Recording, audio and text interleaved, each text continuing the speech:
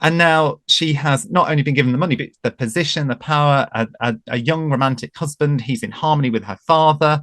After all of the arguments of her being caught in the middle between her father-in-law and her father, all of that has gone away. And so it must have seemed a real fantastic moment at that point. It must have seemed a real, the future must have seemed bright. Welcome to Coronation Catastrophes, a Royal History Geeks podcast commemorating the coronation of King Charles III and Queen Camilla.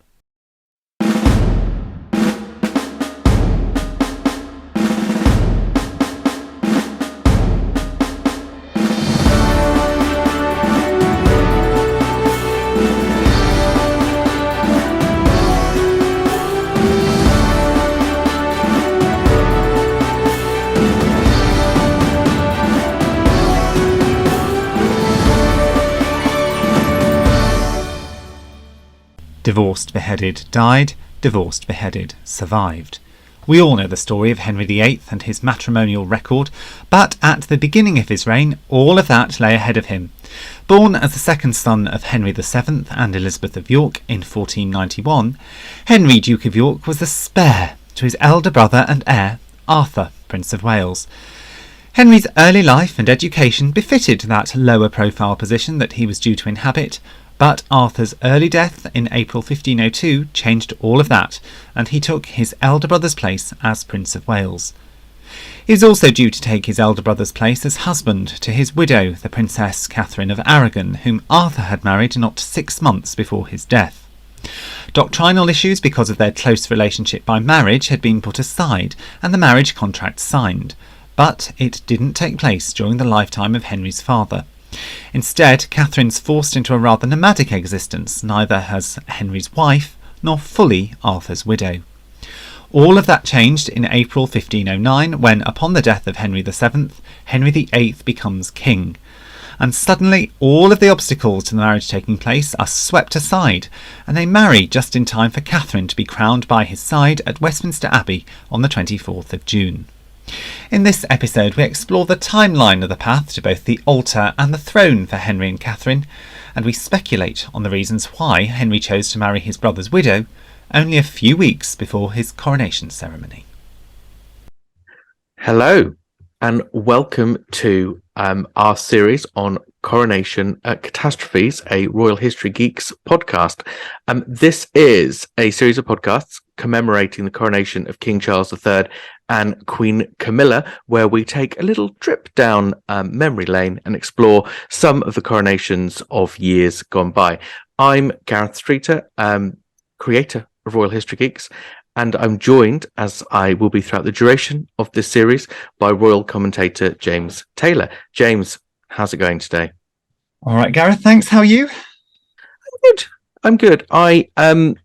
It's funny because I was when preparing for this podcast, and I must say you've done most of the work in preparation for this. I was revisiting a lot of the sources that I looked at when I wrote my biography of Arthur, Prince of Wales, who you've already mentioned. So just a little plug and a reminder that now available is my biography of Arthur. And it was interesting because when you write a book or do any kind of research, you always, when you look back, think, oh, I wish I just mentioned that bit as well, or I just squeezed that bit in. So it was interesting to go back and revisit. And maybe we can pick up on some of that today. But no, I am good. I am very good. Good. And so this is your chance to put right any, well, I don't want to say deficiencies because I'm sure there are no deficiencies in your work, but your chance to to get those points in that there were too many for you to get in the book. Yeah, I think that's a healthy way of looking at it. Yes, it's my opportunity to supplement and expand the base of knowledge. But it's a funny one. Do you think, I was thinking about this as well? Because obviously we've always said the name of this podcast series, Coronation Catastrophes, was lighthearted, and we are certainly not saying that we think this coronation is going to be a catastrophe. We're all looking forward to a great day, and it's going to be no doubt executed with absolute precision and style. But I was thinking, do you think people, I mean, let's face it, we wanted to talk about Henry VIII and Catherine of Aragon, so we put them in. Do you think people are going to think we're stretching it a bit by calling this a coronation of catastrophe just because the consort role got written in quickly. I think you're probably right. I mean, I wouldn't have called it a catastrophe, but I do think that it had the potential for it, given that everything was done so last minute. I mean, if you think Henry becomes king in April, they're married in June, and the wedding is only just takes place just before the coronation ceremony. I mean, it's they were cutting it down to the wire. They were, and I mean, we were talking in the last episode about how Henry VII probably shocked and disrupted the organization process once it became clear that he was not going to be married in time for his coronation. And we talked about how Richard III, which they were going to base Henry VII's coronation on that of Richard III, that had the role of the Queen Consort very clearly in it. That would have been the plan everyone was working to. And Henry soon makes clear he will not be married by the time of his coronation. So they've got to rewrite the whole ceremony. And we talked a lot about the practical and political ramifications of that in the previous episode. So do check it out if you've not yet had a chance. And I guess probably from a logistical point of view, that was kind of the reverse with Henry VIII, because he obviously comes to the throne as a 17-year-old single man. We'll talk much more about the history of his marital negotiations with Catherine of Aragon, no doubt. But people were probably expecting him to be single, because you wouldn't necessarily expect his marital situation to change in a few weeks. So again, they probably been preparing for a single coronation, just the king, not the queen consort, and then that all gets thrown up in the air again. That would have been a catastrophe for the people that had to actually do these things. Yeah, I mean, you're right. It is essentially Henry VII and Elizabeth of York story, but in reverse. So that Henry VIII is rushing to get married, just so that he can be crowned a married man. And I know we'll talk a little bit more about why he might have done that a bit later on. Yes. I mean, the problem with Henry, I don't know if you find this, but the problem with Henry VIII is he... I think Henry VIII had lots of problems, to be fair. No, this is the one problem. You're right. Okay. One of the problems... all right. The problem with studying the young Henry VIII, perhaps that's what I should say more properly, is that Henry VIII is the most famous king of English history. I mean, his image, that great sort of Holbein portraiture, is basically the image of English kingship as it's become synonymous in the minds of the populace. And as a result, we know all the stories. We know the 6 wives. We know the brutality of the later years. We know the split with Rome. We know the tyranny, if you want to call it tyranny. Maybe that's a bit of a debate, but I think we're probably on safe ground. And as a result, it's very hard not to look at this situation in 1509 with the young Henry and not infer back all that we later know about. I mean, do you agree? Do you think that's a danger when we're looking at his first? I think, in fairness, I think that's a danger when we look at most things in history, because we're coloured not only by the lens of our time, but also by the lens of the sources. And as most of the history of Henry VIII was written, even the history that was written close to that time, but was written through that prism of him as that old bloated tyrant, that has in effect coloured most of what we read about him in his young life. And I think you're right. It's very difficult to keep that. And certainly when I was looking at this, it was constantly trying to think of Henry and Catherine. And I think, in fairness as well, it's the same with Catherine of Aragon, because you can't think of Catherine, and I suppose it's a bit different when you were looking at Catherine and Arthur, because you could do that without the baggage. But when you're looking at Catherine and Henry, you're looking through the lens of her as an older woman, her as someone who, all of those miscarriages, stillbirths, that the failed maternal record, the great matter, the business with Anne Boleyn, all of that is in your mind. It's difficult to be able to approach Catherine as a young bride to Henry without thinking of all of those things as well. And of course, there's so much. Catherine of Aragon is again somebody who polarizes opinion, and she's either seen as being completely pious, or and so that she wouldn't ever have lied about the virginity and all of that, or alternatively, she's seen as somebody who is quite ruthless and calculating, and very little in between, I think. Yeah. Rather than just as a human being that, like most of us, has mixed motivation, mixed personality, mixed morality, and is subject to all kinds of motivations to act as she acted. No, I mean, I agree with that. I think so. Is it worth then just us taking a little tour back through how we get up to 1509 and the Henry and Catherine that we end up with in 1509? Yeah, so where do we start? To start at the very beginning. It's a very good place to start. Very good start. So, and you said some of this in your excellent introduction, but so Henry VIII, as we know, the future Henry VIII, Prince Henry, the Lord Henry, is born as the second son and third child of Henry VII and Elizabeth of York. He's born to a pretty unstable England, which is slowly becoming more stable under the reign of Henry VII. And it's already clear, I mean, to coin a phrase, Henry, or Harry as he was sometimes known, as the spare. Good heavens.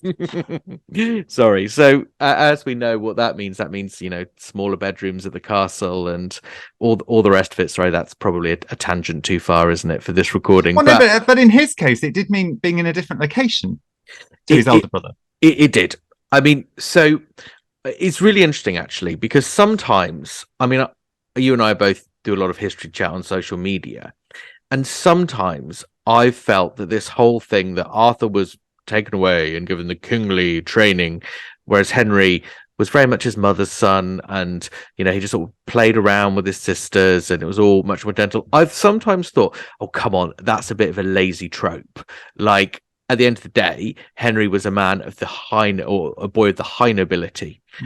He was still going to have been born and raised to be a knight, to be a military figure, to be a landowner. He was going to have had that very masculine training. And of course, he was created Duke of York. It's not as though he was just left at a very young age. Yes, it's not as though he was just left in the corner in a castle somewhere. Absolutely not. And his creation of Duke of York serves a political purpose because it's his father's way. By this point, and now we probably don't have time for this tangent, but by this stage, his father's throne is under threat by the pretender Perkin Warbeck, who is claiming to be Arthur and Henry's uncle, Richard, Duke of York. So by proclaiming Henry at just 3 years old as Duke of York, his father, Henry Sr., is saying, there's only one Duke of York, and it's my boy. The House of York is mine now. I've subsumed the House of York into my empire, into my line of descent.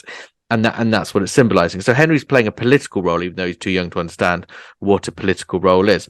But it's interesting, as I was doing my research around Arthur's childhood and looking at Arthur's relationship in the context of the first Tudor family, I actually found there was more evidence to support this idea that Arthur and Henry had very starkly different upbringings than I thought there was. David Starkey who's written a lot about the young Henry VIII. He actually has found and translated some interesting sources that do show that basically when it comes to some big occasions, you've got Arthur, the eldest, hanging out with his dad and meeting the various envoys and acting very much in his father's shadow. Then you have Henry, the younger son, very much working with his mother and meeting the same envoys and meeting the same diplomats, but doing so with his mother. And interestingly, when you read the translated versions of those sources in English, it reads like it's Arthur both times. It reads like it's Arthur with his dad, then Arthur goes off with his mum. But actually, David Starkey got the original Italian sources translated, and it's very clear from those translations that it's Henry with his mother. So actually, this sort of trope that comes down to us of Arthur was sent off and raised to be a man and to be a king, and was very much his father's son, and Henry being raised in a more relaxed way with his mother overseeing it and was very much his mother's son. There's more. I still expect that's far too binary, but there's more to it than I thought there was when I started. I mean, for example, though, he was still visited by Erasmus and things like, so there was still the time and the effort put into his education. It's not as though he was just forgotten and left to to his own devices. Absolutely. I mean, he still has a really rigorous education. He still would have been raised in the knightly pursuits. I mean, the thing that Henry would have enjoyed, which was unusual to a boy of his class, is he was never sent away. So he didn't live with his parents, but they were near court, and he was with his sisters in the nursery, often Elton, but in other places as well. And as far as we know, Arthur was either never there or rarely lived there. Arthur may have lived there some of the time before he was 6, but he probably never lived there at all, was always separate. Then Arthur was sent off to Ludlow, probably between the age of 6 or 7. So, and we don't know if Henry went and visited him there. But my theory, and this is just sort of my theory, is I don't think Henry VII wanted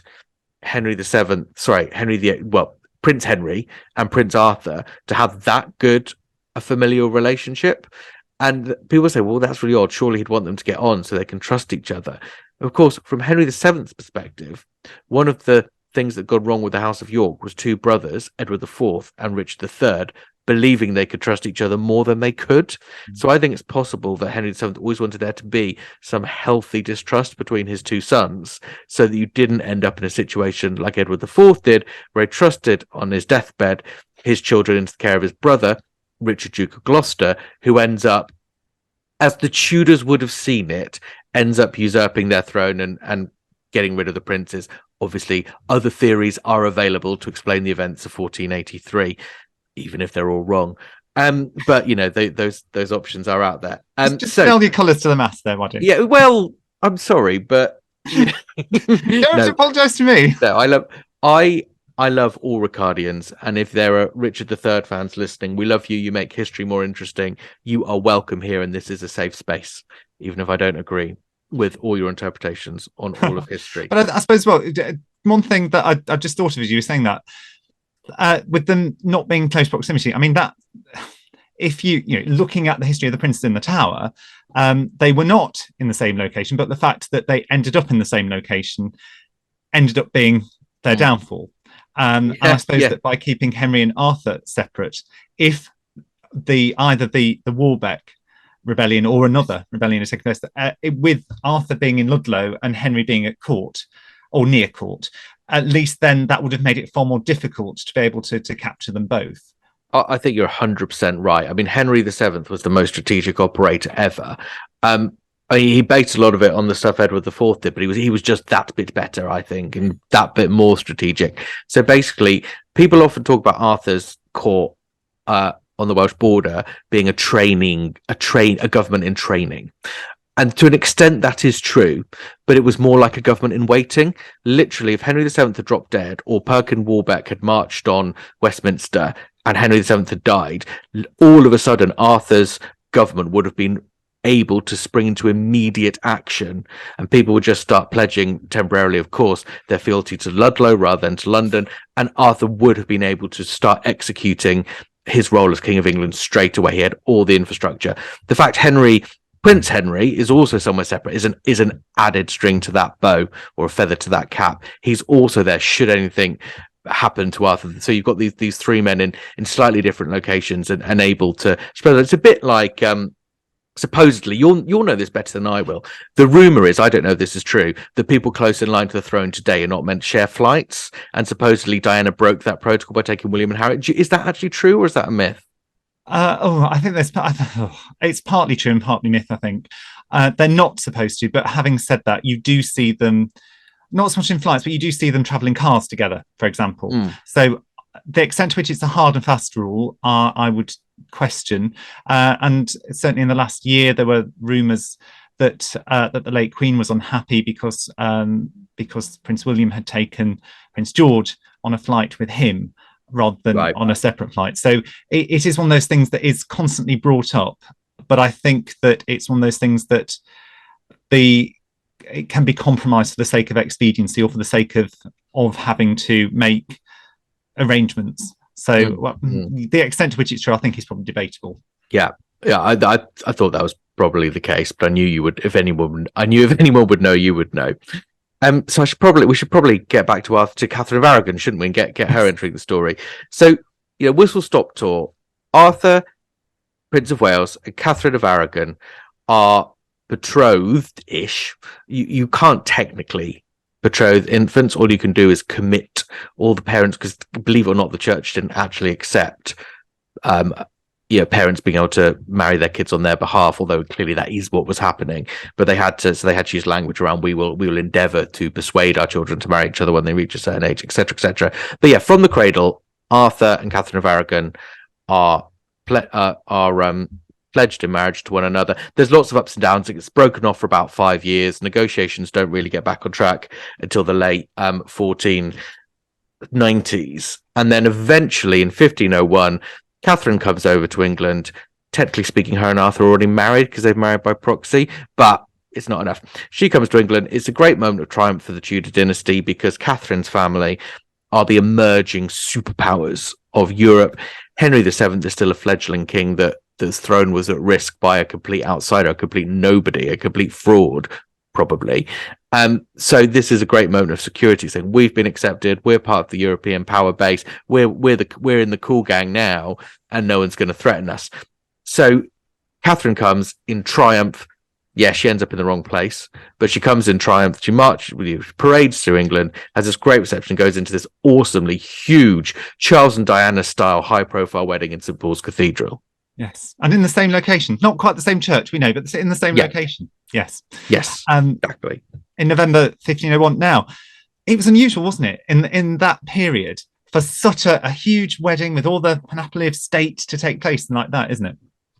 Yeah, no, it was. I mean, we're accustomed now to royal weddings being a big deal, and basically in every generation we expect one absolute, sort of kick-ass royal wedding like Charles and Diana, William and Catherine. Can't say I've heard that description before. Well, they were, and then we normally expect a more sort of low-key but quite spectacular, quite nice royal wedding like Edward and Sophie or Harry and Meghan, which were both lovely occasions.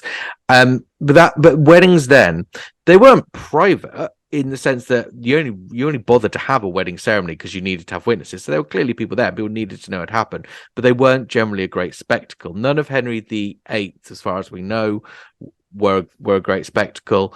So really, Arthur and Catherine's wedding was the greatest royal wedding that Tudor England would ever know, and it's a huge moment of triumph for the family. I mean, they even have the stage they get married on at St. Paul's is even raised so that everyone can definitely see them. And then afterward, and this feels quite House of Windsor populist, but afterward they go out to the east and then they go out to the west and people cry King Henry, Prince Arthur, and they cheer to the crowds, and it is a very, very well orchestrated piece of propaganda, I suppose. I mean, maybe that's a slightly harsh way of looking at it, but it is a moment of triumph and absolutely everybody is going to be compelled to watch it. I must say, having stood outside St. Paul's after different royal events, or been there, or certainly seeing, I was there in Windsor when Prince Harry. I'm sure I'd have liked that. I'm sure I would have liked the fact that they gave people the opportunity to see them. Although, if I'd been there, I wouldn't have had my camera in 1501, so I'm not sure that it would have been. You wouldn't have had your camera, but you would have had memories you'd have never forgotten. Yes. And that, I mean, if you think how little access people had to that kind of display. And it wasn't just the day. I mean, London had been filled with the most detailed pageantry. And I sort of had to go through the contemporary accounts of it when I was writing the Arthur book. And it's very hard to get your head around because it's loaded with symbolism around astrology and sort of the belief systems that were very important to Henry VII and indeed to sort of humanists of the time. But it's a proper party for all Henry VII's reputation as a sort of spendthrift miser, which is not completely unjustified. But he knew how to have a party when we needed a party, and he knew he was strategic with it, wasn't he? He knew when there would be added value. Exactly, and it sounds great fun. I mean, there's brilliant dancing. There's a lot of feasting. I mean, you feel a bit ill when you sort of read through what's in each of the 7 courses. And I'm not very good with one of the things I'm not good at with history. I'm not very good at things like the fashion and the food and sort of remembering what the culinary habits were like. But it's enough to know it was lavish and no expense was spared. Does it make you feel almost ill thinking, another meal, another feast, another banquet? Well, it does a bit. And also the presidents you basically had to eat in order of precedence, probably not so formally for all 7 courses, but you've got to, depending, and I can't remember when the wedding this happened, it might not have, but at a really official thing like the ceremony before a Knight of the Bath knighting, you had to wait till the king was finished before you could eat as well. So that must have been awful for the people waiting, but also must have been quite high pressure if you were the king or the queen, because you've got to scoff it all down so everyone else can have some. Because these days the opposite, isn't it? Because when the monarch has finished, that's when other people's plates are, they're all the plates are taken away as soon as that happens. So when the Queen Mother was alive, and she was elderly and didn't eat quite as much, she would always have a salad, and she would also play with it until other people were ready. Because otherwise, if she had put her knife and fork down, that meant that her plate would be taken away, but it mean everybody else's plates would be taken away. Right. Funny world we live in, isn't it? Funny old world. And let's not get into the whole thing about finger bowls and washing hands, and whether that would be the test, whether you were really in the know or not. But back to Henry and Catherine, or certainly Catherine and Arthur's wedding. The future Henry VIII, he stole the show, didn't he? He does a bit. Henry, I mean, I don't know have you ever seen the Spanish Princess TV show? You had to ask me that question, didn't you? I didn't have to, but I chose to. Yes, I've seen it. Yes, you've seen it. So, what were your thoughts on it, James, before I volunteer mine? Earlier I said about looking through the lens of history through modern eyes. I think that the Spanish Princess is a perfect example of where someone has done that, and they've done it with a particular purpose and a particular viewpoint in mind, with little regard to authenticity. Yeah, I think that's a fair summary. I mean, fiction is fiction. Different people have different views on how literal fiction should be. I'm actually quite liberal on, don't say that very often, but on the issue of, people should be able to. So we quote on this: Gareth Streeter is a liberal. Yeah, maybe not. But I think the problem. So basically, the Spanish Princess wants to have a love triangle between Catherine, Catherine, Henry, and Arthur, and so it portrays Arthur and Henry as being of closer age. But as you've already said, Henry looks a lot older than Arthur. Well, he does, doesn't he? Yeah. I mean, I don't know how old they're meant to be, but they look like they're both late teens. Yes. You're right, Henry could be early 20s. And obviously that's because the actor they cast has to go through the duration of being basically into his 30s because of the role, the length they wanted the show to go on for, whereas Arthur drops dead in halfway through episode 2 or whatever. But as you alert for anybody who's not seen it. Oh yeah, well I'm sorry, Arthur dies. It cannot be the biggest spoiler out there. I'm afraid if anyone's listening to this podcast is going to go shock horror, Prince Arthur dies, and that's ruined your love of history. Then probably. Then we feel sorry for you. Yeah. Anyway, so you've already said Arthur was born in 1486. Henry is born in 1491. So he's basically he's 4.5 years younger than Arthur. So at this stage, Henry is 10, and although he was already tall for his age, as was Arthur, and big, he's going to be coming across as a child. But anyway, Catherine first meets him when he escorts her from Lambeth to Lambeth Palace, where she's staying, to the City of London, and he leads, inverted commas leads because he's only 10, the English delegation that meets her there and takes her to this wonderful set of pageantry that's going to await her, much of which she probably couldn't understood because, as far as we could tell, she didn't speak much English at this stage. So Henry's got his role there. He also has a role processing into the church in St. Paul's ahead of the wedding, and then there's days of feasting afterward. And I must, off the top of my head, I can't remember which day, but on one day there is some dancing.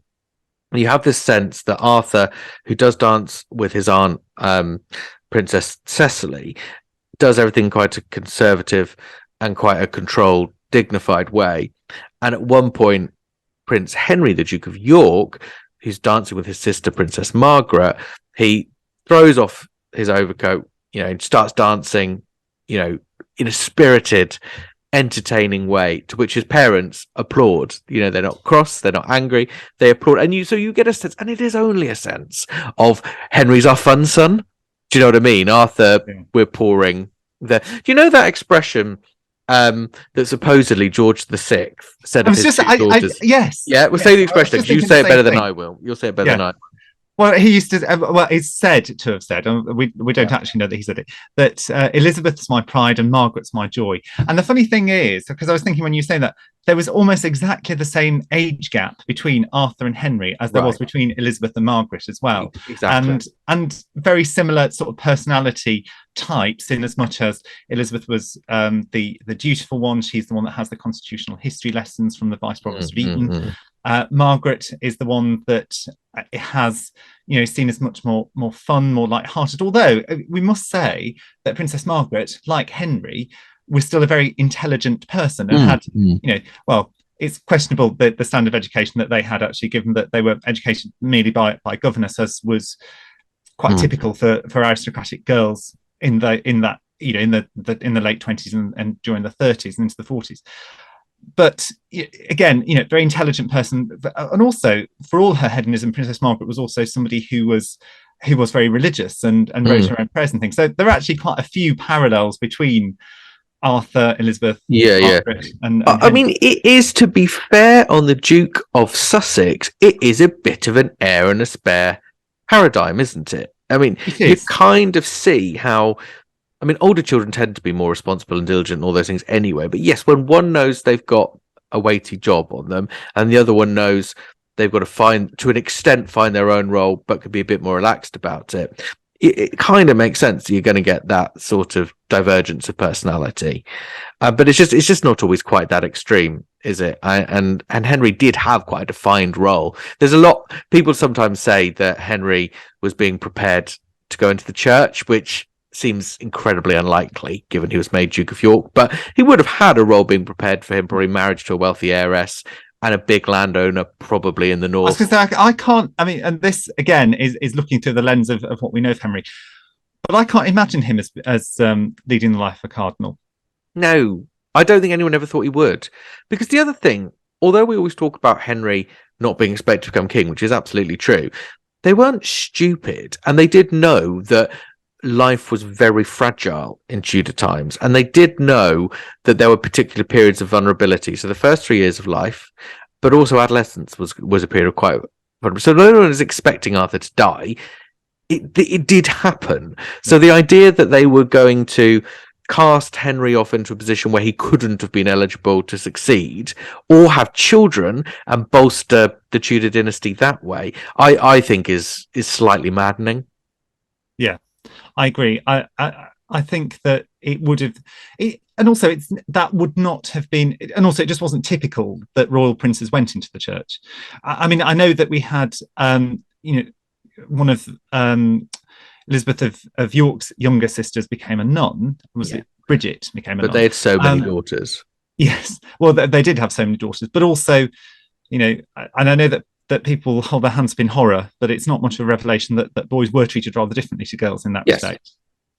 Yes, and they had a lot of daughters, and they and it was not uncommon in big high nobility families that felt they'd been blessed with children. Not all were, of course, to the same extent. To give one back, basically, to give one back to God, to give one back to the church, and of course financially. It's quite a lot, even if you're very rich, to sustain that many princesses. So you can get the church. I mean, they made donations. I can't remember which abbey it was that their youngest daughter went to, but they made donations. But there's a financial aspect to it as well. But yeah, I just don't see that with Henry. But yes, you do get him. I guess really he's making his first debut into public affairs in Arthur's wedding. So I always think with Catherine of Aragon must have, and I know we shouldn't psychoanalyze people of the past too much, she must have been an incredibly romantic figure in his life. His first big day is meeting her, basically. Yes. She's this exotic woman, older, and he's at the age where boys... 6 years between them, isn't there? Yeah. And that's, boys would idol worship girls of that age, particularly this exotic princess, particularly the one that's pledged to his brother that he can never have, and all this sort of stuff. I mean, it's not... we don't know what he was feeling, but it's not hard to imagine those are the sorts of feelings he's beginning to associate with her. And of course, that's his big first public appearance too. I know it wasn't the first time he'd ever appeared in public, but it's the first sort of big public appearance. And at the age of 10, he's old enough now to appreciate it and to remember it. And so I suppose that she is caught up in all of that with him, because it's her wedding that he's first seen on the stage by the populace, let's say. Right, exactly. And he'd had a big day when he was knighted into the Order of the Bath and made Duke of York when he was about 3.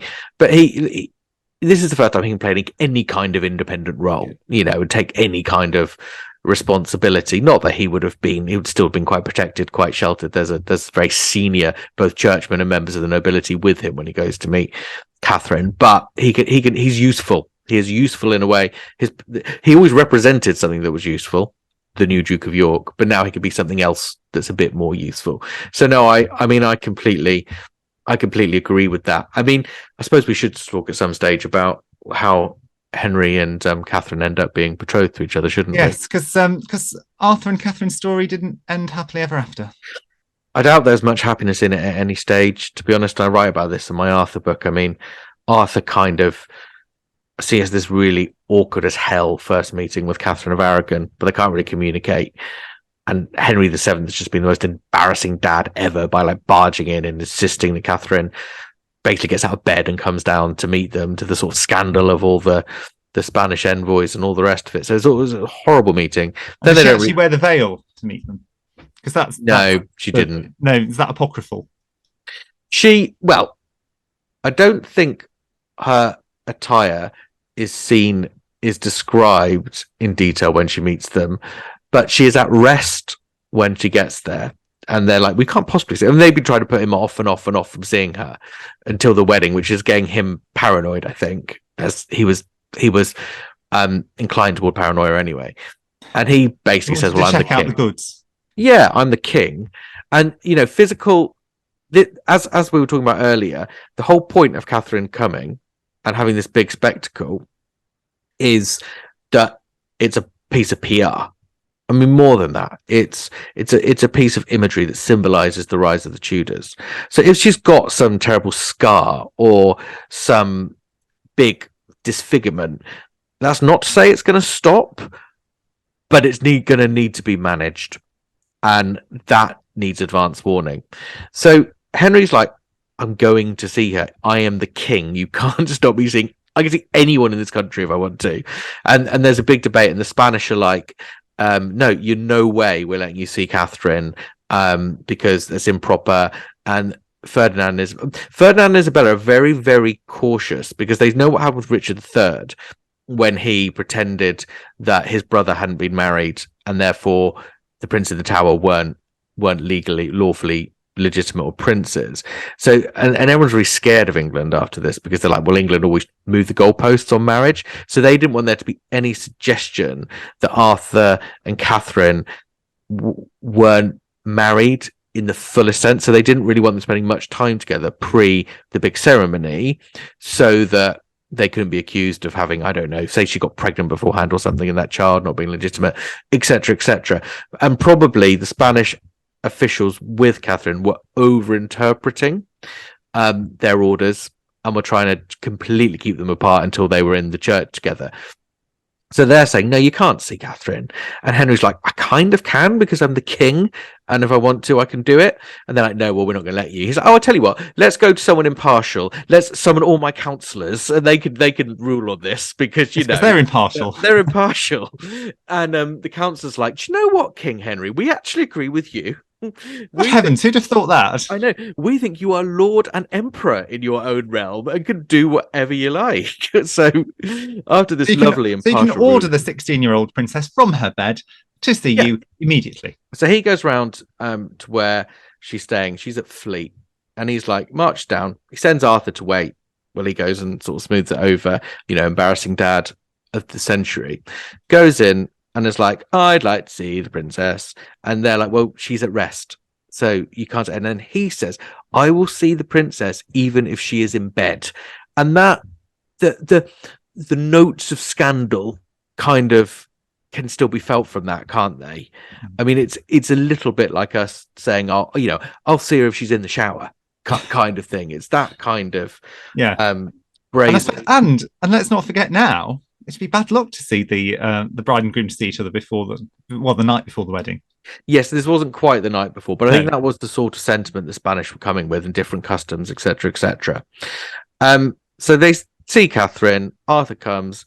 It's a really awkward meeting, but they can't really communicate. Do a bit of dancing, and one of Arthur's governesses, or one of the women that helped with the royal children, she was a bit of a linguist, so she came and she helped translate.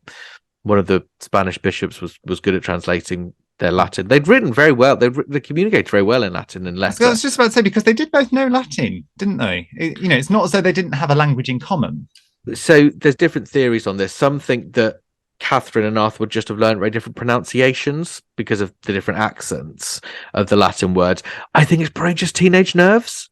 I don't think it has to be more complicated than that. I mean, like literally, I mean, obviously, whenever you read these texts, they leave some bits out so you imagine bits. But I just felt when I was first reading the accounts of their meeting, I felt like I was a 15-year-old boy again. I wasn't very interested in 15-year-old girls, but I sort of pretended to be, and that was awkward too. And I just sort of felt saturated in that teenage, awful, angsty awkwardness. And maybe I'm imposing a bit on it, but it was horrible. It's horrible. So I don't think Arthur and Catherine were love at first sight. Then they have this grand wedding, which they're both exhausted from. Arthur seems to have to do less in the days surrounding it than Catherine, partly because Catherine's the star of the show, and partly because I suspect Arthur was already getting quite ill and tiring easily. They have an awful couple of weeks at court with the king and queen, where Henry again is like embarrassing dad times the power of 10 by getting embroiled in this silly little scheme to try and trick Catherine's parents into handing over more money by pretending effectively that Catherine had used her plate and therefore they needed to send money to, and it's really underhand. I love Henry VII, by the way, but this is a really underhand sort of embarrassing moment. Arthur is just, one assumes, mortified, but manages to smooth it over. Henry's very unsure as to whether Catherine should go to Ludlow with Arthur, probably because he's already worried about Arthur's health. Arthur pushes for it. Catherine goes, and they spend a horrible, rainy, wet, cold, inclement few months in Ludlow, where I think Arthur was probably quite ill. That's debated. Then Arthur kicks the bucket, and she's like, "What do I do? What do I do now?" What does she do now? Because she's in a bit. Well, I mean, in a sense, it looks as though quite quickly after Arthur's death, after they have made sure that she's not expecting another heir. It's unclear as to how much they really thought she might be expecting an heir, because a lot of that comes from later sources. But once that is definitely clear, that we then go into the negotiations for her to marry Henry.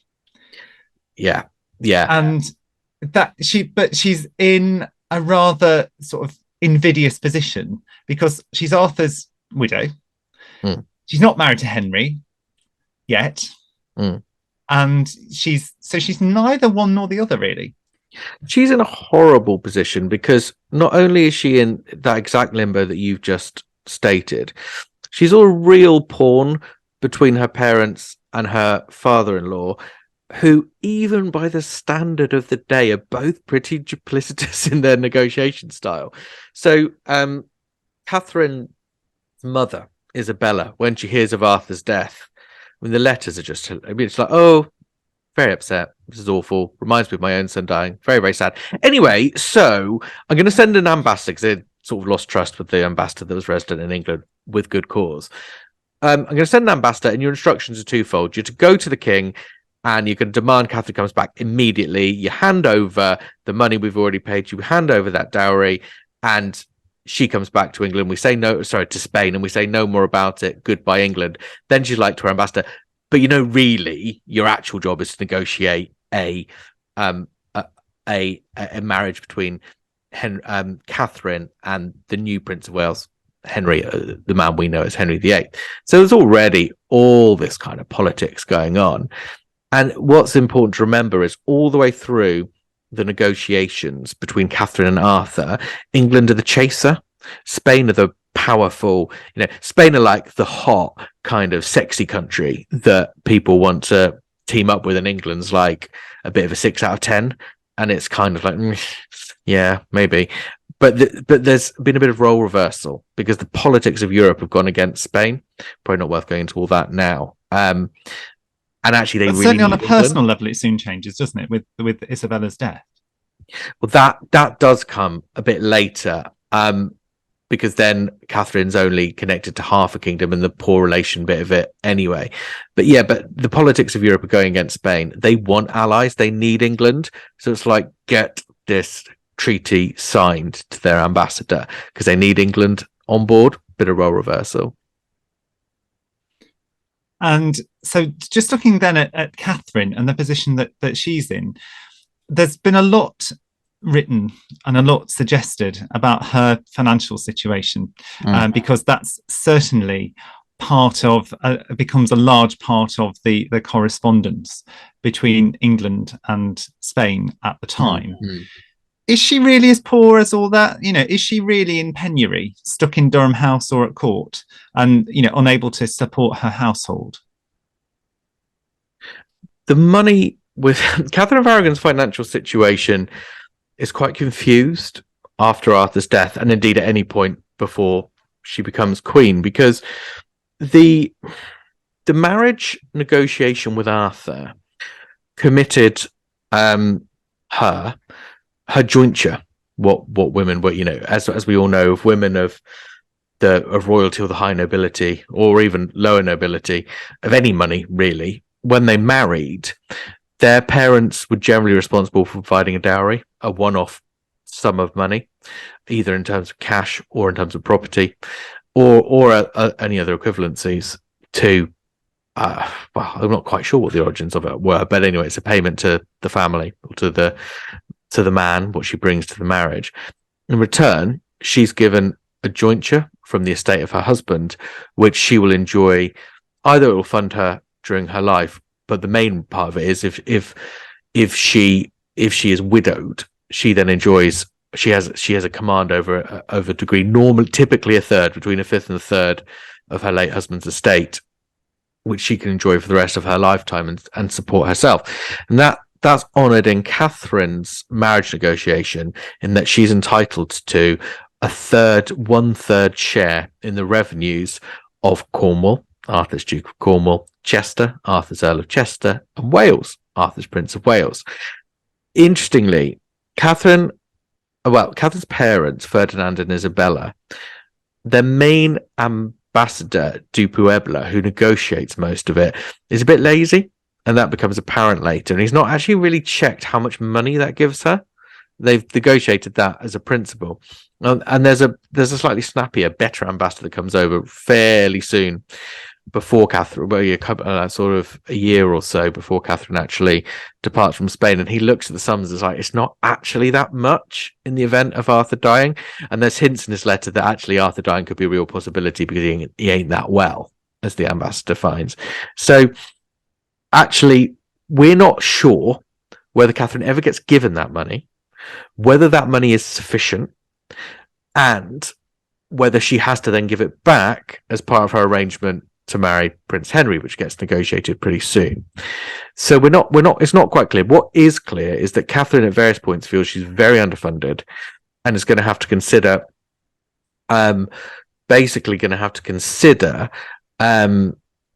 selling her plate, jewelry, basically gold, in order to fund her household. And it's not clear. She tells her father that, and it's not quite clear whether she's doing that to kind of trigger her dad, because basically the big dispute between her father and her father-in-law is Henry VII is saying, you owe me money because you owe me the second installation of the dowry. I see. Do you think we should give people, because you've got a pretty good steer on what the dowry was, do you think we need to give people a bit more information on it rather than me just sort of whittering on? Yeah, and so there were several stages of payments, weren't there? So there was there was the element that would be paid in cash or cash, but in money at the time of the wedding. That makes it sound like used five as an envelope, calling it cash, but that they're going to pay in money, and whether it's and again there's a debate later about the currency in which it would be paid, but they've negotiated that, and then there is the part, as you just said, which was paid in plate and jewels, and there were also different stages at which they were to be paid. They weren't all paid at once, unlike a lot of dowries where in cultures where they have dowries today, where there would be one payment at the beginning of the wedding, or that there would be, as you say, the equivalency in property or in property. Whereas there were several different stages and it was several different means in order to accomplish that payment. And the reason it sounds confusing is because it's deliberately it's kind of fudged in the marriage negotiations, because this is a sticking point all the way through. How much are the Spanish going to pay in terms of the dowry, and what form is it going to come? And then at sometimes they get really pernickety about, okay, well, you can pay this percentage of it in jewels, but does that mean they're jewels that the princess is allowed to use? I.e., are her parents paying for some of kitting her out in style that she'll need to be? Or should those jewels be surrendered to Henry upon her arrival, and then he can give them back to her or not as he sees fit? And that's deliberately left, say deliberately left ambiguous. It's fudged to get it over the line. And one thing which I wasn't sure, which you may know better than me, is, does jewels actually mean jewelry? As in, does it mean gemstones, or is that a generic term in the same way that armor wasn't necessarily just coat, a suit of armor? It could mean other sort of accoutrement that went with the armor. This is where we need Nicola Tallis with us to give us chapter and verse on royal jewellery, which I wouldn't say I'm any kind of expert on. But the term, as you said in the treaty, is plate and jewellery, which is certainly quite generic. But it's certainly clear at some point that the Spanish are arguing that what they need to kit Catherine out in, which will be much closer to jewellery as you and I would understand it, should be offset against her marriage portion payments. So, and the English are never quite sure as to whether they agree with that, and that's something that happens in Catherine's first few weeks in England. Then Henry VII seems to move on because it causes a bit of a diplomatic incident, which is quite embarrassing. It makes Henry look like he's poor in the eyes of Catherine, and he hates that embarrassment, so he backtracks. But when Catherine is saying later on, I may have to sell my plate, she knows what she's saying is quite triggering to her dad, because if that plate represents, it's not entirely clear whether it does, but whether that represents part of her marriage portion, then her father almost certainly would unambiguously owe Henry some money, because she sold what was sort of meant to be his, even though it was in her keeping. Which is one of the reasons why we're not quite sure how sincere Catherine is being when she pleads poverty there, or whether she is saying, look, Dad, you've got to take some initiative, get this problem sorted, get my status sorted, so I've got a bit of security, or else I'm going to play dirty. I'm going to land you in some hot water. It's just, but one thing that is clear is regardless of exactly what her financial situation is, Catherine is in limbo. The negotiation for the marriage to Henry takes place pretty quickly, but they're going to have to wait till Henry's at least 14. So there's always going to be a few years delay. And the Spanish don't really care about the immediate, because they just want to secure the alliance. So, and then, of course, as you've already alluded, we get the death quite soon of Queen Isabella, which, do you want to talk? You probably a bit better well versed in that. Well, I would just say that the death of Queen Isabella does mean that Catherine is slightly less of an attractive prospect as Henry's wife at this stage, not just because that means that she is only Ferdinand's daughter, which means that Aragon was the sort of junior partnership in modern Spain. Spain is only united at this stage through the marriage of Ferdinand and Isabella, because Isabella was Queen of Castile, Ferdinand was King of Aragon. And although they had a joint monarchy in that they both signed state papers of each country and things like that, and certainly when war was waged, it was war waged against both of them, and obviously they both had carried out the conquest of Spain and taking it from the Moors. It was still only that union was not a political union, was a personal union. Yes. And so that meant that at that stage, when Isabella dies, Ferdinand has no other claim over Castile. Right. He's only King of Aragon. So there, and Aragon is very much the junior partner in that alliance. So Yes. that means that Catherine is a much less of an attractive prospect politically anyway. Yeah. But also the fact that her sister, Juana, later known as Juana the Loca, John the Mad, there is quite a lot of infighting because of her husband, Philip of Burgundy, and so there's infighting between Philip and Ferdinand, and so therefore there's certainly on the Spanish side, on Ferdinand's side, Catherine is, I don't say exactly forgotten, because I'm not saying he's exactly forgotten his daughter, but she's certainly moved well down the list of his priorities. So Catherine, it seems at this stage, is nobody's priority, really. She's not a priority for Henry VII. She's not a priority for her own father.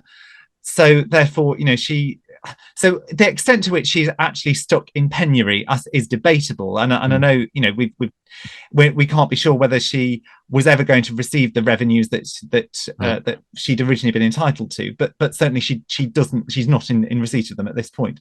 And so therefore she doesn't seem, from what we can understand, to have an independent source of income other than the plate, the jewelry, which could have been a diplomatic ploy. But even so, she seems to have she seems to just have very few options at this stage, and doesn't seem to be anybody's real worry, anybody's real priority. You can't help but feel sorry for her. Hugely sorry for her. I mean, and just on a point of detail as well, just to make matters worse, Catherine's got no claim on the throne of Aragon because she wasn't born in Aragon. So, and you have to be, there's some flexibility around it, as we see with the ultimate succession of her sister, but she does have a claim to the throne of Castile, which makes her more valuable. But as Castile is clearly getting swallowed up into this Habsburg mass, imperial mass, that's getting taken away. That's getting taken off the table. So Catherine's not any longer really in the line of succession anywhere. That just lowers her status that much more. And that means also, you've got the fact that Juana is married. She and Philip have gone on to produce children. So therefore, she's, even if she were in line to inherit Castile or even Aragon, the chances of her becoming queen are quite remote. Not impossible, given everything we've said about Arthur, but they're not. It's not likely. But very remote, because and Juana's probably only accepted as the heir to Aragon as a woman not born there because she has a son. Yeah. So, and Catherine doesn't even have that at this. Well, unfortunately, Catherine, of course, never has that, but she doesn't have that to bring to the table either. So I think your summary of she's no one's priority. She's a reduced asset, which is a cold thing to say, but this was a marriage market. Let's remember. And so she's harder to marry overseas, elsewhere. So she's got far less going for her than she had. And she's in a situation where we don't know how well she's physically looked after, and there are some people there fighting her corner a little bit more and giving her some help, but she's isolated. We know that her household start fighting, and she's not really old and senior enough to negotiate between, she's senior enough on paper, but not an experience to negotiate between that. The king doesn't want to know because he's like, it's kind of a Spanish thing, like your servant's not really under my control, so I'm not going to help you sort that out. And her father doesn't really care because out of sight, out of mind. And eventually her father answers one of her pleas and sends her a confessor from Spain to help guide her spiritually. Yes. And the way I think that we would read those sources suggests that confessor is not very helpful. I was just going to say that's a whole other kind of worms in it. The I think we can describe him as infamous, Fray Diego. I mean, one can't help, and again, this is probably very wrong of me, but one can't help but think of him as a kind of Rasputin type figure. That's a good analogy. Well, he's very controlling of Catherine, isn't he? And he tries to make her avoid seeing the English royal family as much as possible, and he's controlling about who she meets and where she goes, and because. And I think that the reason that I think the Rasputin analogy is quite fair is because it's not just based on normal control. It's based through spirituality. It's based through that, Yes. that relationship is forged in the confessional when she is Yes. at her most vulnerable, when she can say the things that she is, that really are, the most intimate thoughts that she has.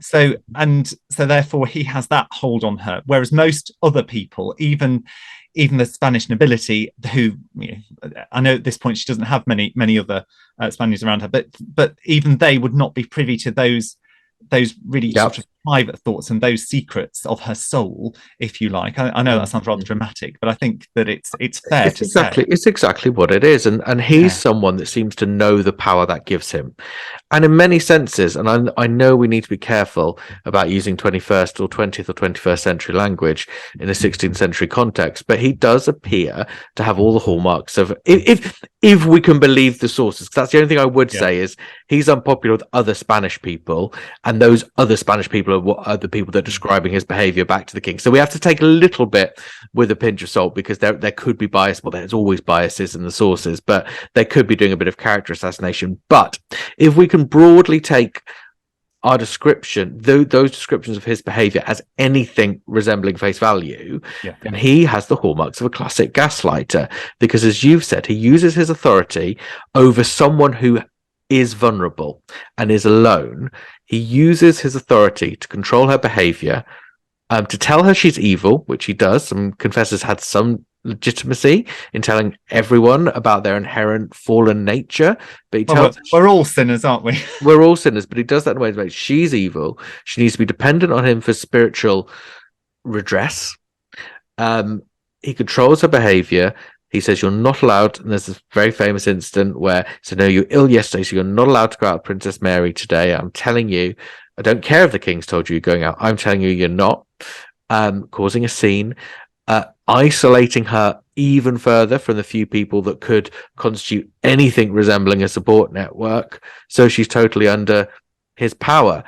To what degree that carries on, we don't know, and maybe it's not as extreme as one of his Spanish rivals makes out it is, but it's something that shows how vulnerable and alone Catherine has become by the point he enters her life, as we're getting toward the late first decade of the 1500s. I think it's fair to say that even if we don't know the extent to which he was a malign influence, he certainly does have he certainly has a degree of control over her which nobody else has at this point.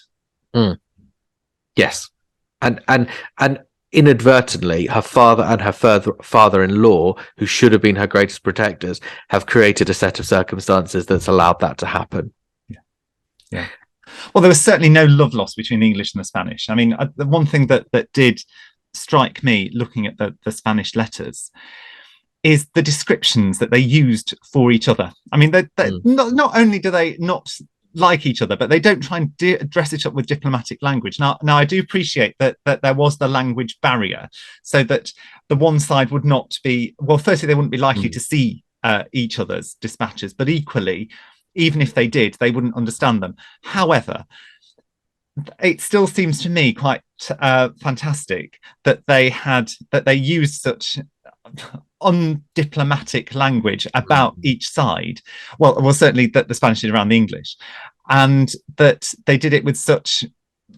They seemed to have no regard for the fact that they could be intercepted, or that there could be somebody who would be able to translate them. Or, I just find it fantastic that they didn't think that anything could go wrong, and it could be, or perhaps they wanted that. Perhaps they wanted it to be as public, but it seems, sort of seems to me that they're not playing the game. Well, we know, of course, that letters of this sort of era do get stolen, because one of the reasons we know something about Henry VIII and Anne Boleyn's love affair, if you can call it that, is because those letters that Henry wrote to Anna in the Vatican. It's a love affair, but you might say a lot else about it. But I think it's fair to say there was passion involved. Indeed, I mean, with the Spanish letters, we have to be a little bit careful, because what we're reading are actually summaries that the Victorians created. So some of the bluntness may be because it's a summary.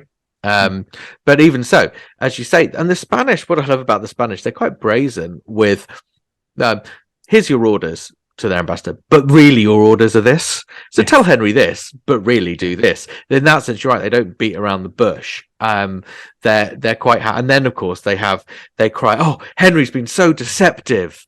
isn't he terrible? It's like, well, do you remember what you just said to your ambassador? You know, I mean, pots and kettles and all the rest of it come to mind. Isabella, But it's Ferdinand. certainly, by April 1509, there's certainly no love lost. There's a dispatch from Ferdinand, and it's talking about the marriage of Henry and Catherine, which hasn't taken place. Henry had repudiated, on his father's orders, repudiated in 1505 the marriage, although secretly. So Yeah. I suppose it would have been easy to have then gone back on it later, if that had indeed been the plan. But Ferdinand certainly does not mince his words about Henry VII, because he talks about the marriage portion. And so it's 200,000 scudos minus 100,000 which had been paid on the marriage to Arthur. So there's 65,000 scudos in money, 15,000 in plate of gold or silver, and another 20,000 in jewels and other ornaments. But he's completely scathing about the fact that Henry VII has not. There's a whole list of.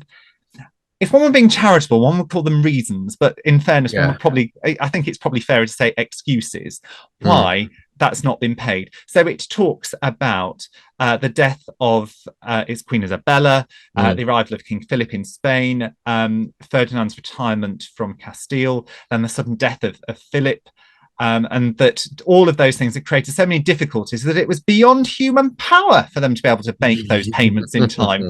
Ferdinand is completely, you read this and you get the impression that he thinks he's being completely reasonable because, in fairness, he and his family have been beset by several tragedies. Let's not be too uncharitable here, but equally, he had a whole diplomatic corps.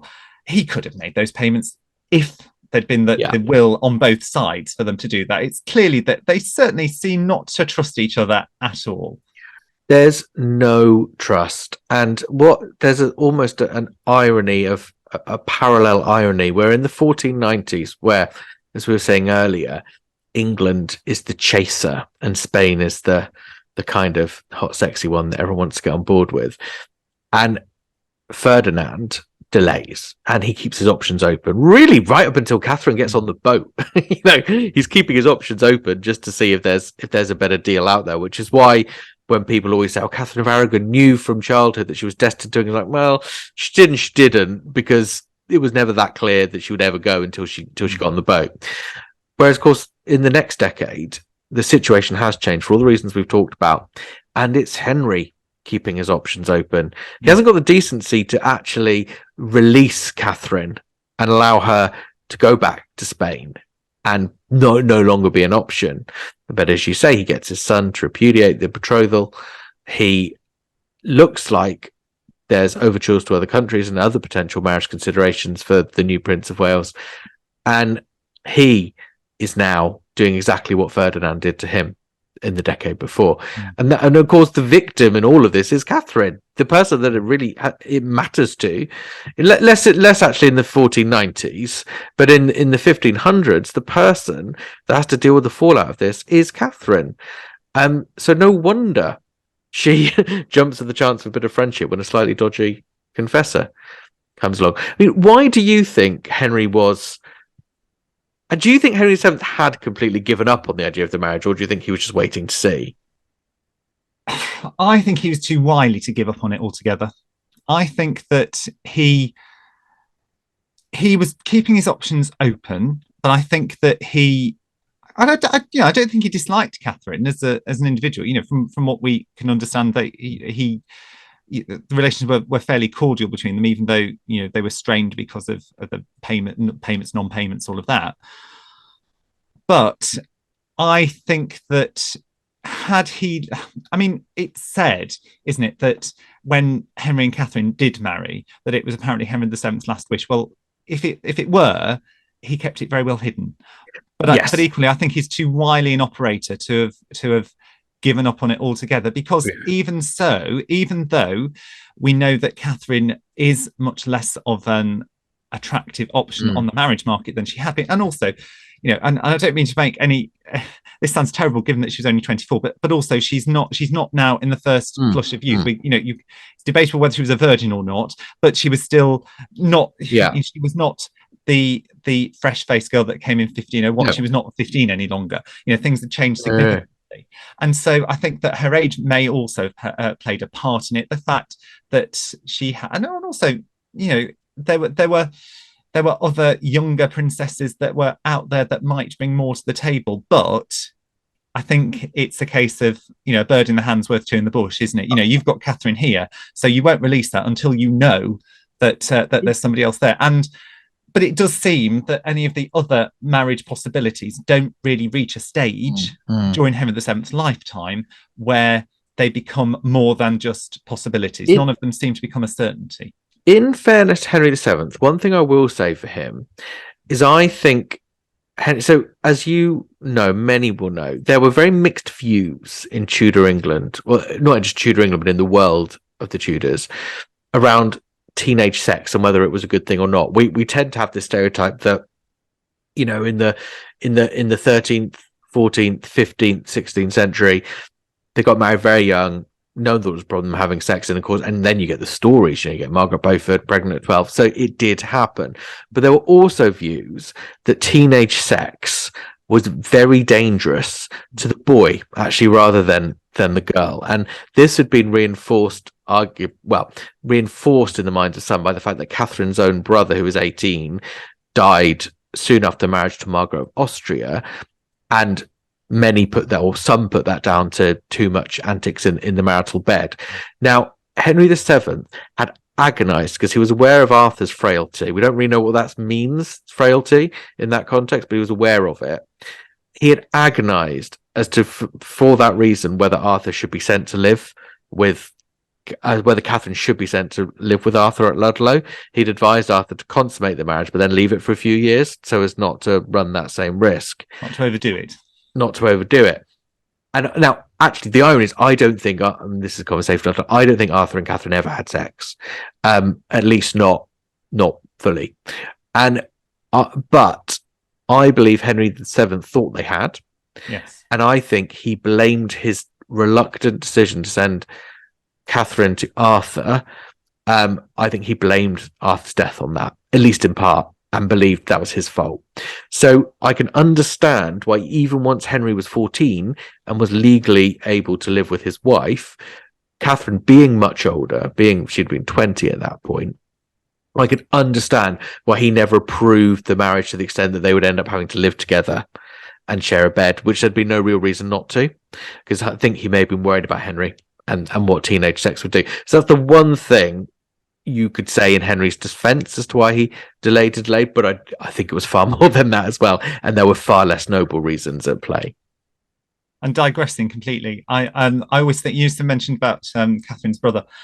I always think of him whenever I go, if I stay in a certain hotel chain, because I happened, when it was Prince Harry's wedding, I couldn't stay in Windsor. I had to go and stay in Slough, and I had to get the only hotel room that I could. And I've been reading a biography of Catherine going down there. So now, if ever I go anywhere, and that's the point I've got to when I got there. So that always reminds me of it.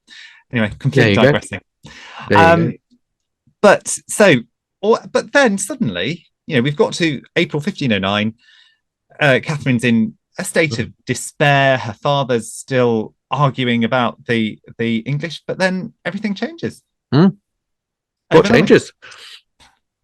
Yeah, Henry VII, he's no longer. Goes to meet his maker. Yes. Kicks the bucket. And then things change. Goes up to that spirit in the sky. And everything changes just completely for Catherine. I mean, Catherine's fortunes change completely because she and Henry are married, less than 2 months later. So all of those, so it seems that all of the obstacles that were in place right up until Henry VII's death have now just magically disappeared. So I suppose for me, the most tantalizing question is, why does Henry marry Catherine as opposed to someone else?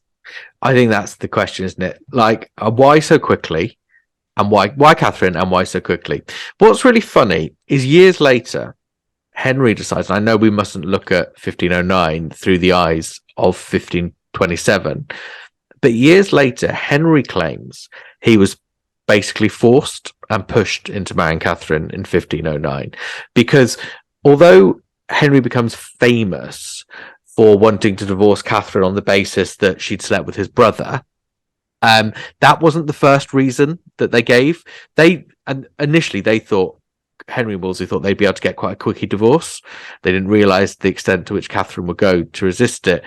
And they just offered the reason that, it was kind of, Henry was a bit forced into it, and that would have been enough, apparently. To not, and everyone's a bit like, well, not really, because he was like nearly 18 and he was a king. And there was who was making him, who was forcing him, like who forces the king? His father's died by this point. His father's died, so that's where you really get the whole. It was his father's dying wish, as in it was a pressure on him. And then, interestingly, a Spanish source of around the same time says, "Well, that's ridiculous because Henry's grandmother, Margaret Beaufort, who was a sort of quasi-regent in this period, they're saying she was against it. So Henry actually did it against his grandmother's wishes. So it must have been his will. Now, there's no contemporary source that says Margaret Beaufort was against it. It's not impossible that it survived and that's what the Spanish were referring to, but it could just be made up by the Spanish to try and counter Henry's admittedly ridiculous notion. Or as we see today, any sort of look between members of the royal family, and there's, yes, reports of there being a feud, or in some cases they're probably true, but it could well have just been that they were seen at an occasion and weren't seen to be overly friendly, and that could be overinterpreted. Or it might be that Margaret Beaufort sort of says something to someone like, "Was a bit quick in it. Dad's only just died. What's the rush?" Yes. But that sort of somehow survived. But I tend to think that if Margaret Beaufort, I mean, she wasn't quite the sort of killjoy and sort of tyrant that popular culture makes her out to be today, but I do tend to think probably if she'd had considered opposition to it, there'd be some sort of contemporary. Well, and she wasn't backwards in coming forward, was she, Margaret Beaufort? So well, I don't think so. No, one would have thought that if she had really had that level of objection, then it would have been better known, better publicised at court, rather than. Yeah, and it might even be that meant the wedding didn't happen until after the coronation. Yes, because I mean, once Henry was crowned, and of course Margaret Beaufort famously dies just after Henry's crowned, as if she's done her final mission, which is to oversee the Tudor succession. Then she can finally rest and grieve her son. But the kind of like Simeon in the temple. Yeah, right. So it's kind of and our physiology does reflect our psychology, doesn't it? Sometimes with these sorts of things. But so hauntingly, Margaret Beaufort dies after the coronation. But whatever power she had, I suspect, would have pretty much ceased once Henry was crowned. So had she really been opposed to it, it might be that we didn't get this shotgun wedding before the coronation, and we got one maybe 6 months after.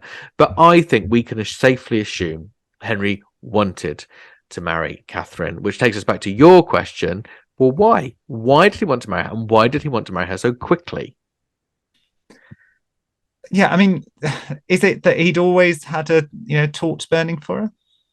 Well, I think there's an element of that. I mean, it's tricky because we want everything we say to be grounded in fact and evidence, and of course we can't have evidence for that, and nor can we assume that we understand what a 16th century 17-year-old was thinking, nor can we assume that a 16th century 17-year-old was like a 21st century 17-year-old.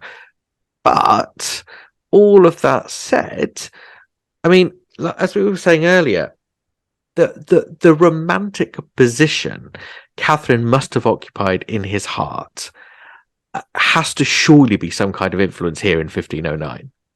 Yes. And let's face it, she was attractive as well. She had, contrary to a lot of the depictions that we see of Catherine in film or on television, she had fair skin, she had reddish hair, not dissimilar to Henry's own complexion and colouring.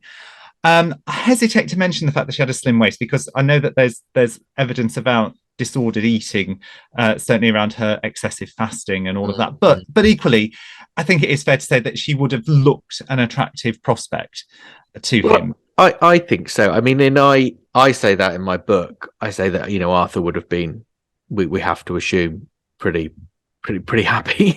I mean, it's tricky because that sort of famous portrait of Catherine as a young woman, there is a good case to say it's Mary Tudor, and not as in Mary Tudor, her daughter, Mary Tudor, her sister-in-law. And to be honest, I'm agnostic. I really want it to be Catherine because it's the picture I used in my book, so it'd be far more convenient for me. I mean, the romantic in me says that I want it to be Catherine. Yes, me too. I want to have that image of what Catherine looked like at that time. Yeah, yes. I think that's right. But I think she would have been this exotic older woman, beautiful in what beauty's in the eye of the beholder, and who knows what that means, but attractive at least. And she'd have been comely in the flesh. I really think she would have been, and she would have had also an element of the tragic heroine around her, which is incredibly romantic. Which means Henry, who wants to restore Henry VII's reign, which had been, I think, very successful, had not been on the superficial level so bound in honor and chivalry, and in that sort of medieval romantic way. Now, that's a bit ironic because actually Henry won his crown in battle and had to defend his crown in battle twice, so 3 times. So that's pretty chivalrous, and that's you could argue quite romantic, but it wouldn't have been seen like that. He was the great administrator king. Henry wanted to be the great knightly king. Now that meant working with the high nobility, bringing that back in, the old blood of the realm, but it also meant being that chivalrous knight that protected, as a knight of the Bath, he would have sworn to protect the widows. Yes. And the vulnerable. I don't think they would use the word vulnerable, but well, there's a widow. She's this forgotten princess out in a tower somewhere. That's all rescuing her and restoring her. And given the fact he loves her as well in his own teenage romantic way, already we're getting the beginnings of quite a strong case as to why he wanted to marry Catherine so quickly. But I think that element of Henry's commitment to chivalry also gives us another clue in that what he wants to do is restore the mandate of English kings and declare war on France. And if you're going to be declaring war on the old enemy, you need a new friend. The best place to do that is Spain. Still, Ferdinand's sort of got power back over Castile. He could be a good ally to have. Henry's probably too young and naive to realise how fickle Ferdinand ironically, is. Philip's death does mean that that gives Ferdinand the way back into Castile that he'd lost. Right. If you want to take power off your widowed daughter, tell the world she's mad. I'm not saying it's been a problem. Yeah, well, that's a podcast in itself. But I think it does mean that Ferdinand's able to get that power back there, isn't he? And so therefore, politically, Catherine is now more of an attractive prospect than she had been a few years previously at the death of her mother. She is, and she also is because of Henry's plan of France.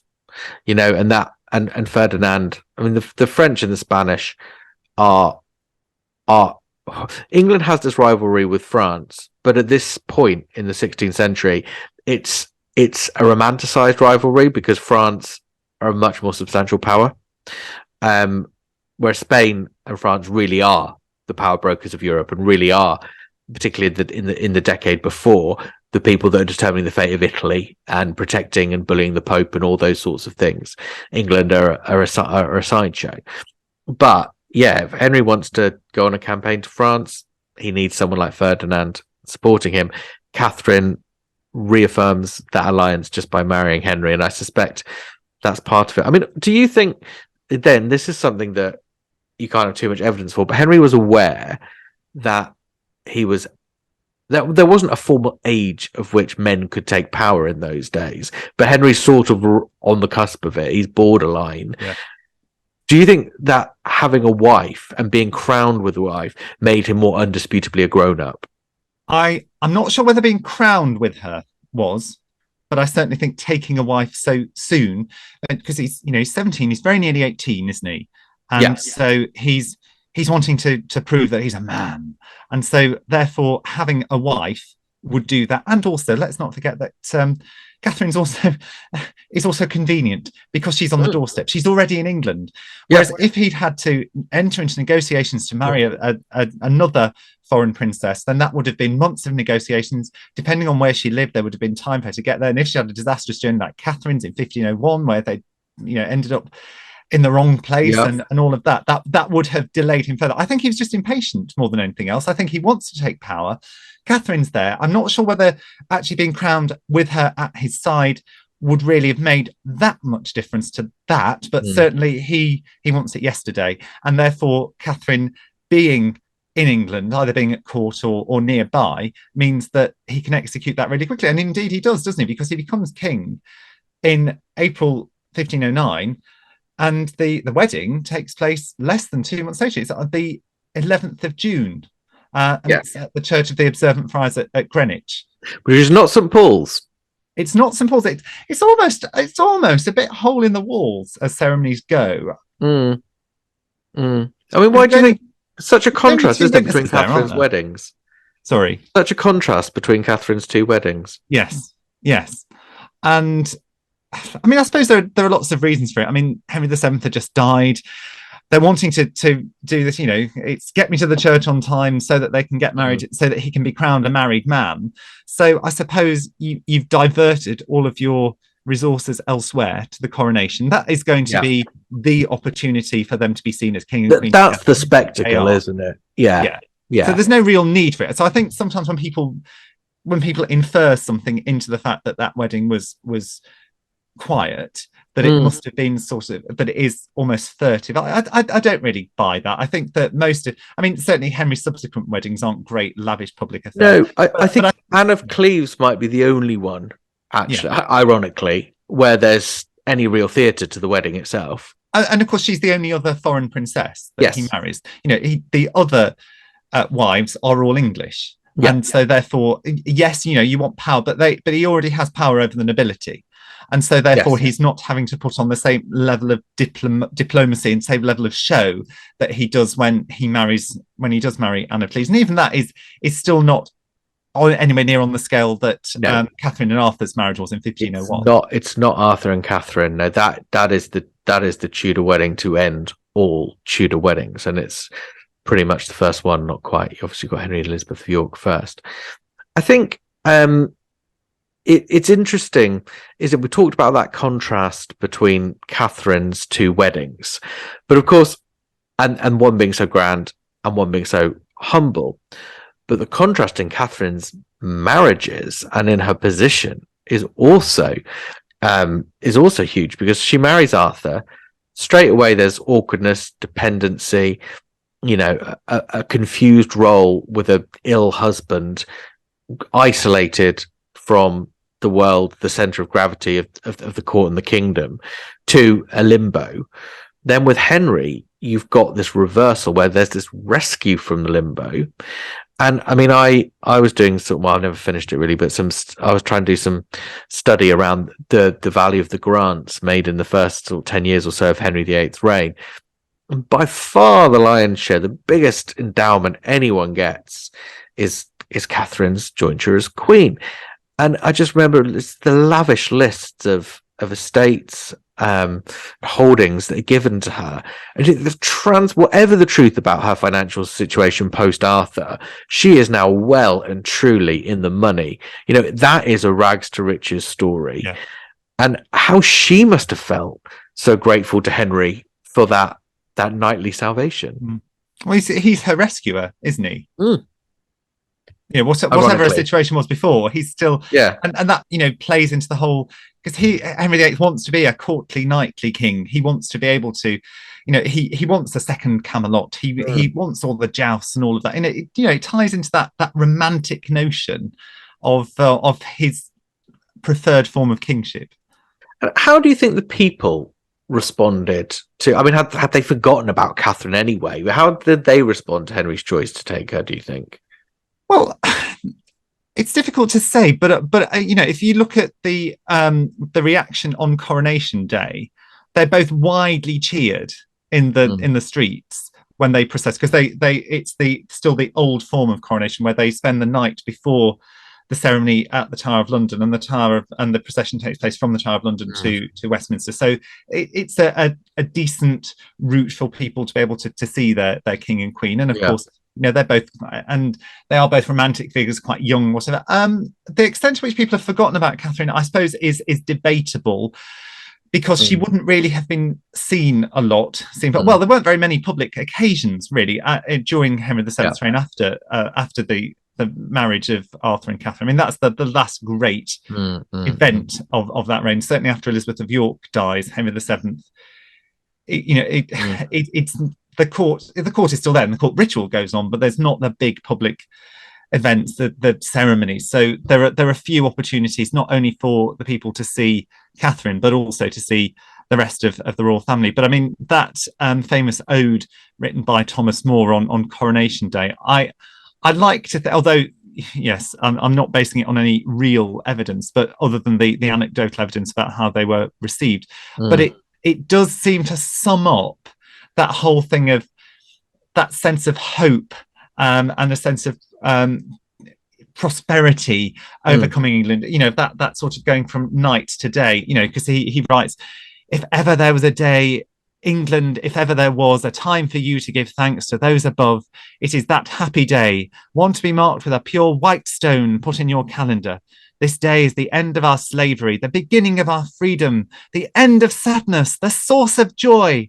For this day consecrates a young man who is the everlasting glory of our time and makes him your king, a king who is worthy not merely to govern a single people, but singly to rule the whole world. Such a king will wipe the tears from every eye and put joy in the place of our long distress. I mean, it's you've got to love a bit more, haven't you? Well, I know that there's I know it's all hyperbole. I know that, but even so, it just sounds so beautiful and so romantic. For Henry, and no less for Catherine. Because he goes on, she is descended from great kings, to be sure, and she was the mother of kings as great as her ancestors. Until now, one anchor has protected the ship of state, a strong one, yet only one. But your queen, fruitful in male offspring, will render it on all sides stable and everlasting. Great advantage is yours because of her, and similarly is hers because of you. I mean, at the time, that must have been wonderful and certainly very heartfelt. But to us, because we know what happened with Catherine and Henry and the children, it's just so sad and such a legacy to a veil of tears. I know. I mean, I just think, in the next bit as well, in terms of dramatic irony, there's been no other woman surely worthy to have you as a husband. Well, there will be. Well, there were other women that had taken us up, but were they as worthy as Catherine? I suppose that's debatable. That is a podcast for another time, that's for sure. I can't handle mass trolling of Anne Boleyn fans, so let's again, disclaimer. The views just expressed or hinted at by James Taylor do not necessarily represent the views of Royal History Geeks or any of our associated brands or products. I'd just like to point out they're not necessarily mine either. I'm just representing the fact that was seemingly the view certainly of Thomas More and at the time. And I'm not suggesting that those other women weren't worthy. What I'm saying is that semantics of it, it's not that other women wouldn't marry Henry, but wouldn't necessarily be received in the same way that marriage was in 1509. If you could just troll Mary Queen of Scots now, that would be great. Then we'd have had the perfect triangle of Richard III, Anne Boleyn, and Mary Queen of Scots. I'm not trolling Anne Boleyn, and I'd love to get to Mary Queen of Scots another day, because she's again somebody that I think is quite maligned in history. But yeah, no, I certainly don't have any strong feelings for or against Anne Boleyn. I think both she and I know one might get splinters sitting on the fence too much, but I think both she and Catherine had more in common than one might think. And I also think that the stereotypical image of the wronged wife and the harlot, is very far from the truth. I mean, it's far more nuanced than that. So absolutely. And also both of those narratives, the wronged wife and the harlot, they just remove Henry's accountability. Yeah, which is exactly, and I think he had quite a lot to do with it. Exactly. So yeah, exactly.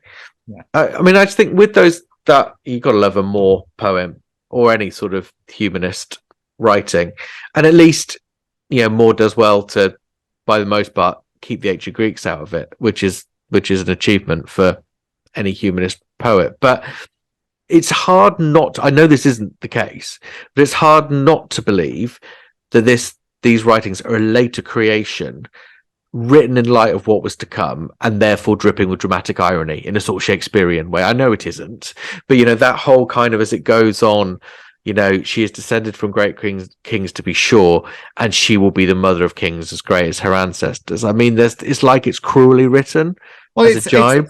It's making it a hostage to fortune, if nothing else. I mean, it's just knowing what's going to come makes you realise Catherine always knows from this moment there's pressure on her to bear a son. She knows that. Of course she does. That's what queens do. What a shame that's the limited expectations people have, but that is the expectations people have. So she knows that. And that sense of pressure would always have been there. And she knows she's not getting any younger, That's the, again, weird thing for us to say at 23, 24, but that would have been there on her mind to at least some extent. But all of this theatre, these words of more and other sentiments, and the imagery of fruitfulness, do you think that just really just laid that expectation on even thicker? Well, I think that having the symbol of a pomegranate as her personal a personal symbol didn't help either, because because when you see it, it's not just a pomegranate, which is not just the play on the fact that she's from Granada, and that the Spanish it would be, I'm not going to try and do an accent, but grenade, so therefore that it was a pun on the word. But it's also similar fertility, isn't it? Because you see it's not just a pomegranate, it's slit open and it's seen as being fruitful, and the seeds are falling out of it, and it's a symbol of the not just her own personal fertility, but a fertility of the marriage and of the fecundity to come. And so I think that would have been reinforced every time. She would have had that as her personal symbol. So at this point, it's probably seen as, I don't know that Catherine saw it necessarily like this, but it's seen as a prophecy and as a positive mark for the future. But how hollow must that have seemed to her a few years later, having to see that every time that she went on her barge or wherever she was, and see that in her private apartments, in her chapel, to have seen that symbol and to know that her experience went very much against that. I know, and again, I know we're reading back things that happened later into 1509, but I think in terms of that sense of expectation, she must have remembered these days. She must have remembered this imagery. She must have remembered these words when, as she progressed through her life, and things didn't work out. I think, but I suppose we do have to remember that this day was a day of joy, and that I think is where we need to come back to. Is for Catherine of Aragon in 1509, Henry's determination to marry her, write her into the coronation ceremony, must have just felt brilliant. Absolutely brilliant. It must have. It must. I know that Thomas More's writing is a real hyperbole about going from night into glorious day and all of that, but it must have felt like that, at least to a degree, for Catherine, because she's been in this nomadic existence, in real limbo. And now she has not only been given the money, but the position, the power, a young romantic husband. He's in harmony with her father.